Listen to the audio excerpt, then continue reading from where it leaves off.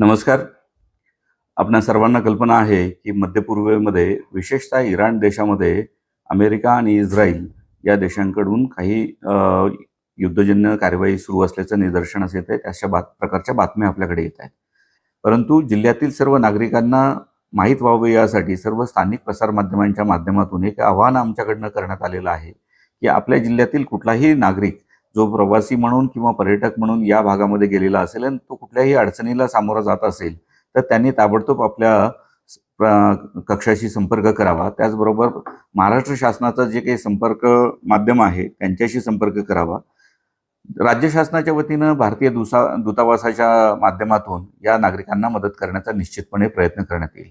काही नागरिक त्या ठिकाणी अडकलेले आहेत.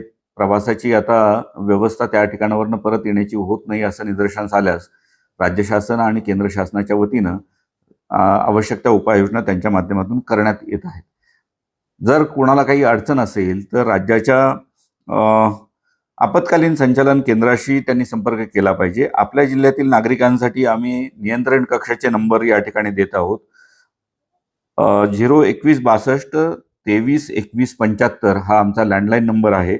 त्याचबरोबर सातारा पोलीस नियंत्रण कक्षाचा जो नंबर आहे तो आहे 02162 23 38 33 आणि मंत्रालय नियंत्रण कक्षाचा जो नंबर आहे तो आहे 9321590561.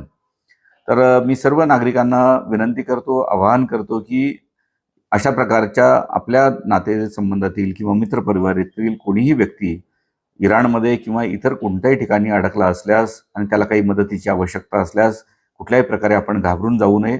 जिल्हा नियंत्रण कक्ष असेल किंवा राज्य मंत्रालयातला नियंत्रण कक्ष असेल यांच्याशी आपण संपर्क करावा. या माध्यमातून आम्ही निश्चितपणे त्यांना मदत करण्याचा प्रयत्न करू. एवढंच मी आपल्याला सांगू इच्छितो. धन्यवाद. अशाच नवनवीन अपडेटसाठी आमच्या खबर गावाकडची या चॅनेलला सबस्क्राईब करा. आमचे व्हिडिओ लाईक करा आणि शेअर करा. धन्यवाद.